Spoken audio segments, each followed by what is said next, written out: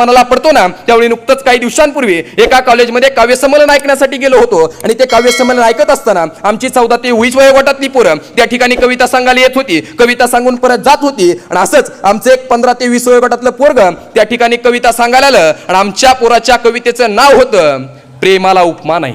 प्रेमाला उपमा नाही, कारण आमच्या पोरांच्या डोक्यात तेच आणि पोरांना कविता सांगायला सुरुवात केली. प्रेमाला उपमा नाही, उपम्याला साखर नाही. प्रेमाला उपमा नाही, उपम्याला साखर नाही. साखरेला ऊस नाही, ऊसाला पाणी नाही. प्रेमाला उपमा नाही, उपम्याला साखर नाही. साखरेला ऊस नाही, ऊसाला पाणी नाही. पाण्याला पंप नाही, पंपाला वीज नाही. पाण्याला पंप नाही, पंपाला वीज नाही. विजेला पैसा नाही, पैशाला नोकरी नाही. विजेला पैसा नाही, पैशाला नोकरी नाही. नोकरीला डिग्री नाही, डिग्रीला शिक्षण नाही. शिक्षणाला कॉलेज नाही, कॉलेजला मुली नाही. मुलींचं प्रेम नाही, प्रेमाला उपमा नाही. कारण आमच्या पोरांचं डोक्यात हेच.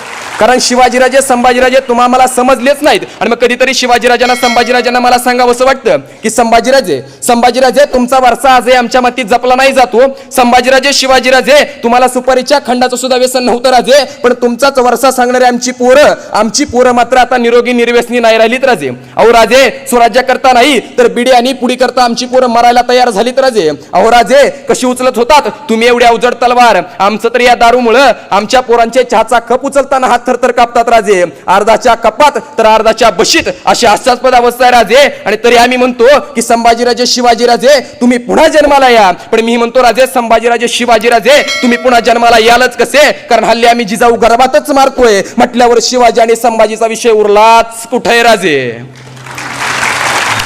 आणि कारण हा इतिहास तुम्हाला आम्हाला समजला नाही. आम्हाला विचारलं तर संभाजी म्हणजे रंगेल आम्ही फक्त सांगतो, कारण इतिहास घडवलाय आमच्या बहुजनवादी मावळ्यांनी, पण तो लिहिला काही मनुवादी कवळ्यांनी. म्हणून महापुरुषांचा खरा इतिहास हा आमच्या डोळ्यासमोर आलाच नाही.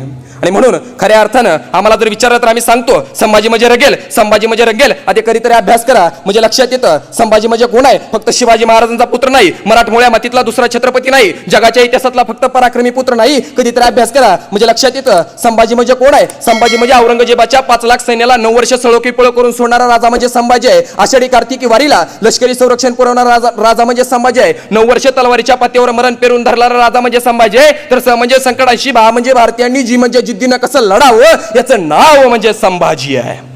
आणि तोच संभाजी राजा तुम्हा आम्हाला कळावा एवढा मापक आशावाद व्यक्त करतो आणि विचारपीठाची रजा घेतो. जय जिजाऊ, जय शिवराय.